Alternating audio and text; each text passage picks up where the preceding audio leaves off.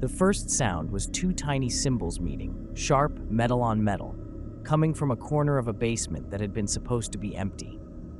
I still remember the exact smell: wet cardboard, old cedar, and something sweet and rotten under it all, like rotten caramel.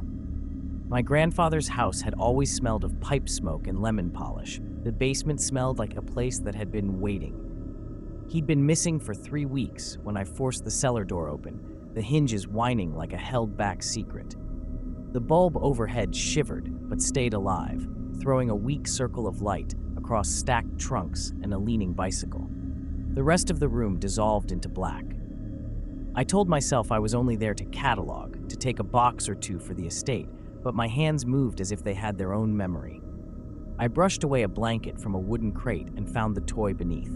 A small monkey, its fur matted into the canvas body, glass eyes wide and impossible, pupils like 2 dark coins. It sat with bent legs and a paint-chipped jacket, tiny cymbals cupped in its black-gloved hands. When I lifted it, dust rose in a faint plume, and a single dry gear inside it clicked once, like a tiny hinge unlocking. It should have felt silly in my palms, a relic of a childhood that wasn't mine. Instead, it felt alive in a way that made the skin along my forearm tighten. The glass eyes stared too directly, as if focused not on the room but through me, on something behind me. I laughed, low and forced, and the sound tasted wrong in my mouth. The house was quiet, except for the bulb's hum and the distant splash of a radiator. I remember thinking how absurd it was to be afraid of a child's toy. Then the light flickered. For a second, the room went dim, and when the light returned, there was a faint smear of prints on the concrete floor. Small, inky smudges, like tiny tips of fingers. I crouched, the dirt under my nails cold, and traced one with my fingertip. It left nothing on my skin except an ache that started behind my eyes. Somewhere upstairs, the radio clicked on as if switched by a hand, static blooming for one long breath and vanishing. I told myself the house was settling, that the heating kicked and the power stuttered, but the metal taste in my mouth insisted otherwise. I put the monkey on the workbench, intending to take a photograph, to document it for the police, for the neighbors who asked after my grandfather. As I reached for my phone, the monkey's head tilted almost imperceptibly, like the slow nod of someone listening to a voice only they could hear. My throat closed. I should have left it. I didn't. I should have put the monkey in a box and closed the lid. Instead, I wound it. The key turned in my fingers with a sound like a small animal struggling. At first, the cymbals rang once, clean, bright, and the monkey bobbed, exactly the same as the photos in the antique catalogs. I told myself I was comforting a relic, that there was logic in motion. Then the second strike came, and with it a shadow moved at the edge of the light. Not the monkey's shadow, something taller, as if someone had stepped into the basement doorway. The room tasted of metal. My heartbeat sounded louder than the bulb. The monkey kept time like a metronome, but the rhythm wasn't childish.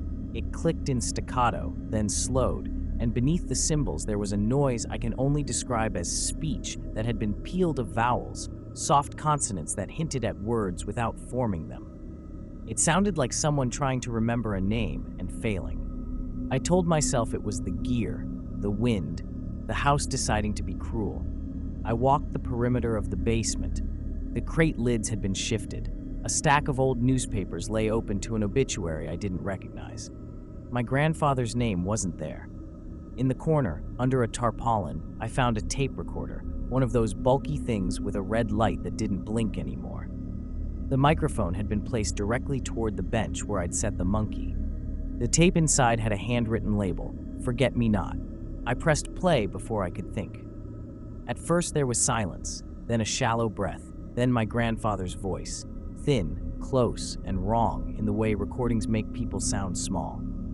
He talked about the monkey like you would about a secret plant that needed watering. He warned, in a calm voice that made my skin prickle, that you must never let it learn your name. He laughed, and the laugh on the tape was softer than any laugh I'd heard. The laugh was followed by silence, and then, under the tape hiss, the unmistakable clack of cymbals. When the tape looped, the monkey's movements started to match the recording exactly. It tipped its head on an invisible cue. It struck the cymbals in perfect time with the breath on the tape. Then, with a tiny mechanical slur, the monkey imitated my grandfather's voice, an echo of the recording, and added a syllable that wasn't on the tape. It sounded like a name, not my grandfather's, not mine. I understood then that the toy was listening, and not just to the room. It had been listening to the house for a long time. As if to prove it, the radio upstairs, silent since I'd come in, crackled once and then played a song my grandmother used to hum when she cleaned, the same off-key lullaby that used to float from the kitchen when I was a child. The sound came from everywhere and nowhere. The basement air folded in on itself, and the smell of rotten caramel deepened into something floral and terrible, like a funeral wreath left too long. I wanted to leave. I wanted to run, to slam the cellar door and hand the key to someone else. Instead, I found myself reading the rest of the tape label. Under Forget-Me-Not, in a different hand and shaky ink, someone had scrawled 3 words. It knows what you were. I thought the obvious things first. Fire, hammer, the cold finality of concrete. I grabbed the claw hammer from the bench with a certainty I didn't feel and raised it over the monkey's wooden head. The house seemed to hold its breath. The bulb above us hummed like a throat. I swung. The hammer glanced off the toy with a sound like a small bell. The cymbals rang 3 times, and the notes swallowed the hammer's impact. A thin line of rotten caramel smell braided with copper, my blood, when the hammer slipped and opened my palm. I tasted it, metallic and sweet. The monkey's glass eyes reflected the red as if approving. I tried to think. Photographs, police, evidence. Instead, my hands were shaking as if puppeted. The tape recorder at my feet clicked over to another track. At first there was static, then a voice. Not my grandfather's, not Holy Machine, but a seam of both. It said, clearly, syllable by syllable, a name I'd thought no one remembered from the neighborhood, my childhood nickname, the one I used when I got lost in dares and smoke. The sound of it in that room made the hair on my arms rise like tiny flags. The monkey's head tilted toward me. It didn't just mimic the recording anymore, it improvised. It took that name and stretched it, tasted it, and then spat it back in the wrong rhythm, like a joke told on a broken clock. With each repetition, the air grew colder, and the walls seemed to lean in, listening. The newspapers I had glanced at earlier unfurled in my memory, small obituaries with faces blurred, a pattern I hadn't wanted to see. The homes of those names were all empty now, their photographs left on mantels, with faces scratched out, as if to keep something from seeing them. I understood, like a slow sickness, that the toy didn't simply repeat voices. It collected them. It stored what people had been, names, tones, the way their teeth clicked around consonants, and then it tried those pieces on, like a child playing dress-up with stolen skin. My grandfather's tape had been a gift and a warning. The scrawl on the label wasn't a threat so much as an explanation of how the thing ate. I thought of leaving the house and never returning. My feet slid on the concrete. My body moved like a man in a dream. The monkey's hands rose and the cymbals met, soft, then with a click that matched the beating of my heart. From somewhere beyond the dark, the kitchen light blinked once. The old hallway clock chimed a time that had not yet come, and the tape recorder imitated laughter I had not heard since I was 12.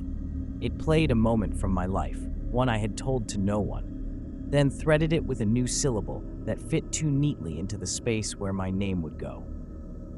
I opened my mouth to scream and found that my voice answered before I could stop it. It was small and foreign, a married thing of wood and spring, an echo with teeth. The monkey leaned forward as if relieved, as if the conversation had been waiting for that exact sound. When I stepped back, my reflection in the dark window across the room looked like a stranger. Eyes too bright, mouth too quiet. The monkey's glass eye caught mine, and in that tiny mirror of glass, I saw myself split. One part human, one part mechanism. The realization didn't break me in a single instant. It unstitched me slowly, thread by thread, until I couldn't tell which part of the sound in my throat belonged to me and which belonged to the toy. It has my voice. Subscribe to Horror Story Bar.